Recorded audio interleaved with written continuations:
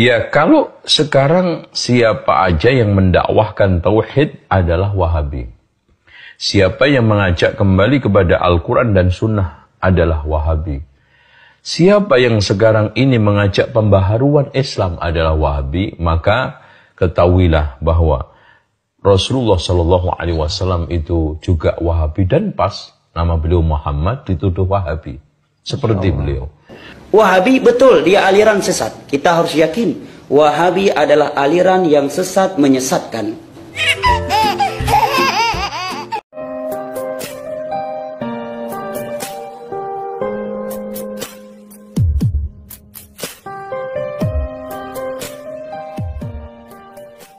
Assalamualaikum warahmatullahi wabarakatuh. Pada kali ini kita akan membahas tentang pernyataan dari Ustadz Zainal Abidin. Beliau mengatakan bahwa Nabi Muhammad Wahabi, sahabat Wahabi, ulama salaf Wahabi, Imam Syafi'i juga Wahabi. Kata Ustadz berkacamata ini, semua orang yang mengajak tauhid, orang yang mengajak kembali kepada Al-Quran dan hadis, dia adalah Wahabi.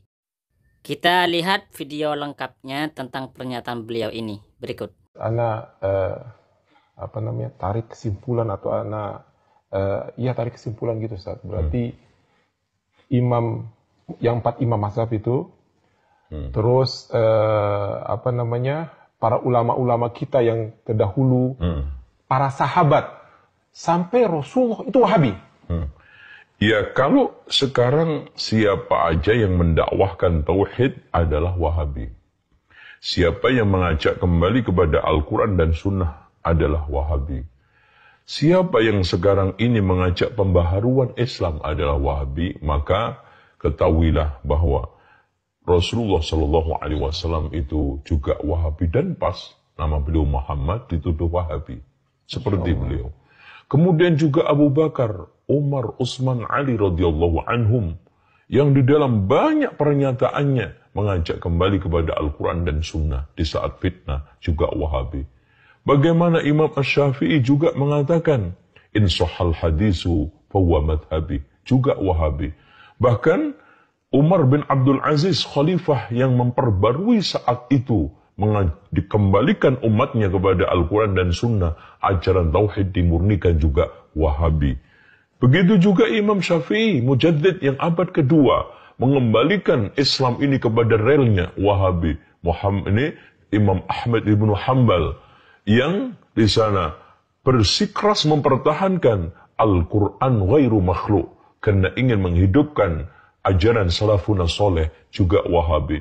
Bahkan Abul Hasan Al-Ash'ari, yang di dalam kitab Al-Ibana, akidah saya adalah akidah dari Alkitab wa Sunnah, yang diyakini oleh ulama fulan-fulan, akhirnya menyebutkan Imam Al-Bukhari, menyebutkan Imam Syafi'i dan yang lainnya, Wahabi. Kalau seperti ini, semua siapa saja yang mengajak kepada pemurnian tauhid, kembali kepada Al-Quran dan Sunnah, dan plus yang tidak kalah pentingnya, melakukan pembaharuan untuk menyingkirkan berbagai macam kerak-kerak yang mengotori Islam, dari mulai bid'ah, khurafat, tahayul, ini juga Wahabi.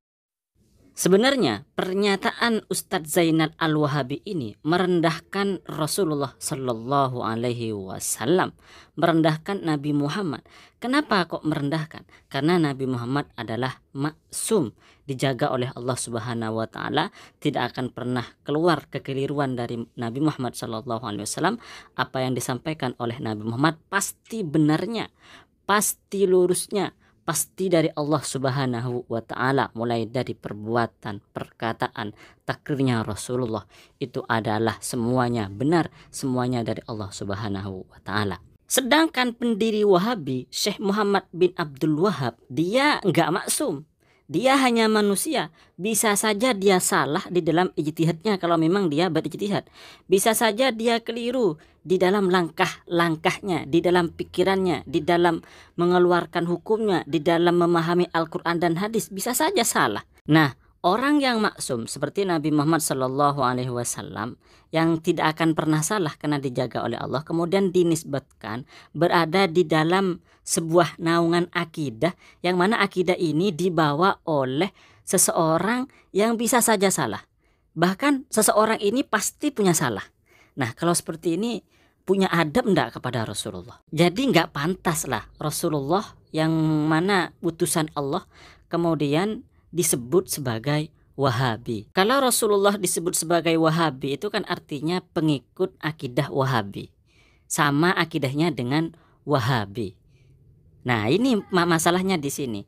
Rasulullah itu pikirannya absolut pasti benar, sedangkan pemikiran Syekh Muhammad bin Abdul Wahab enggak pasti benar. Bagaimana pemikiran yang pasti benar atau ajaran yang pasti benar? Karena langsung dari Allah Subhanahu wa taala, kemudian disamakan, dinisbatkan, dikatakan berada di bawah sebuah akidah yang bernama Wahabi atau dituduh ikut akidah Wahabi. Yang mana akidah Wahabi ini muncul dari seorang yang pemikirannya tidak maksum, pemikirannya tidak pasti benar.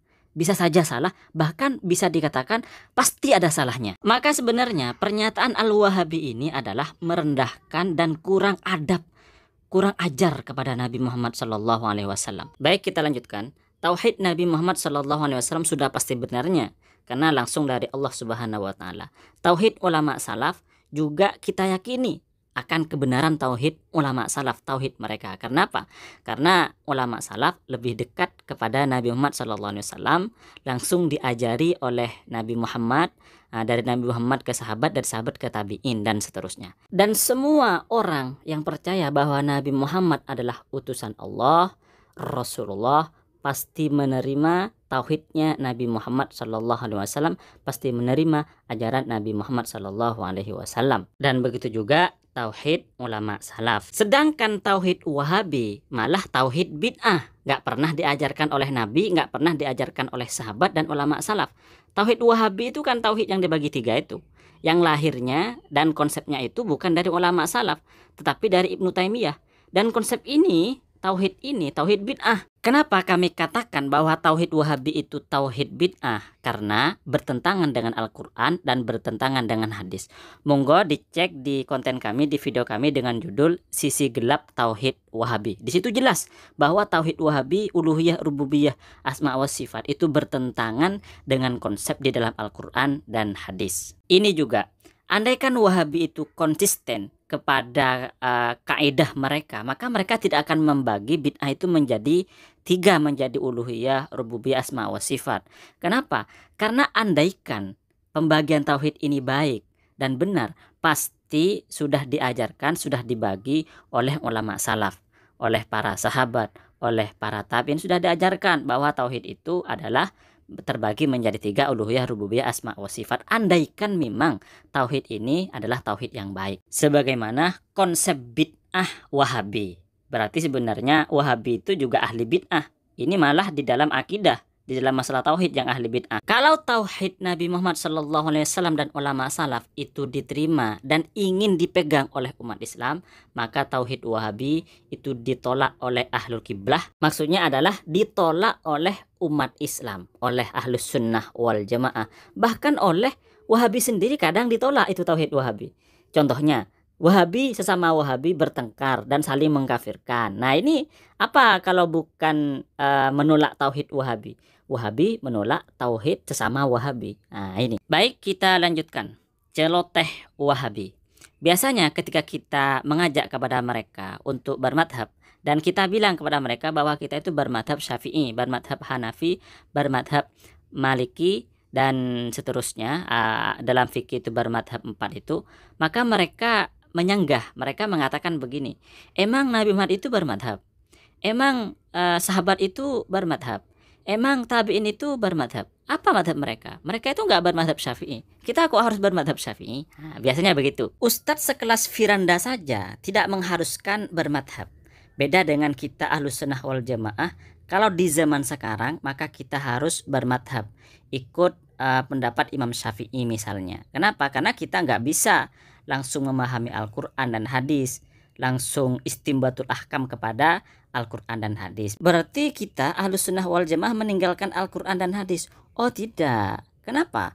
Karena Imam Syafi'i dan imam-imam yang lain itu berpendapat dasarnya, dalilnya adalah Al-Quran dan hadis, ijma, qiyas, dan seterusnya. Kalau Wahabi langsung menggali sendiri kepada Al-Quran dan hadis. Kalaupun mengaku mengikuti madhab Syafi'i misalnya, mengikuti pendapat Imam Hambali misalnya, maka mereka mengatakan tuh di akhir pernyataannya biasanya, nah kita ikut Imam Syafi'i tetapi berdasarkan dalil. Kalau dalilnya nggak kuat, maka kita tinggalkan pendapat Imam Syafi'i. Ya, begitu biasanya mereka. Jadi kalau menurut saya pernyataan seperti ini adalah mereka itu sudah merasa lebih alim, lebih pandai, lebih keren, lebih paham daripada Imam Syafi'i. Nah, ketika Wahabi itu bilang, emang Nabi Muhammad itu bermadhab, emang para sahabat itu bermadhab Syafi'i, dengan alasan, dengan landasan berpikir mereka sebenarnya tidak mau bermadhab. Lalu sekarang mereka mengatakan Nabi Muhammad itu Wahabi, para sahabat itu Wahabi, ulama salaf itu Wahabi. Pemikiran seperti ini waras apa tidak? Ya gila menurut saya. Juga begini ya, sampai sekarang tidak kita temukan pernyataan dari Imam Syafi'i, Imam Maliki, Imam Hambali atau Imam Hanafi yang mengatakan bahwa Nabi Muhammad itu Syafi'i, atau Nabi Muhammad itu Hambali, atau Nabi Muhammad itu Maliki. Nggak ada. Baik, kita lanjutkan. Apalagi kalau kita mendengar pernyataan dari Ustadz Wahabi ini. Coba kita dengarkan. Seperti zaman now ini juga ya. Ada tanda-tanda, wah, jenggot Wahabi, celana cingkrang Wahabi. Wahabi, apa itu Wahabi dia nggak tahu. Wahabi betul dia aliran sesat. Kita harus yakin Wahabi adalah aliran yang sesat menyesatkan.